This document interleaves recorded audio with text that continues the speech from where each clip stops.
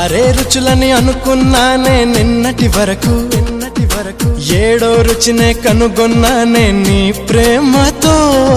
രുചികളാ നിന്നെ ഞാൻ കണ്ടു ഇന്നലെ വരയിൽ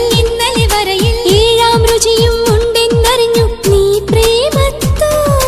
నిన్నటి దాకా నాలుగు దిక్కులు ఈ లోకంలో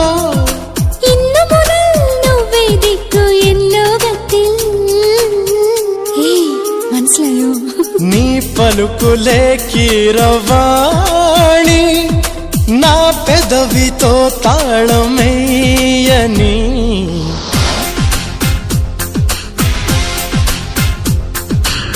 మాధవుడే బ్రహ్మను పూని సృష్టించాడేమో గాని 60 కేజీల చిలిపితనాన్ని అలుపన్నది ఎరుగని రవితేజ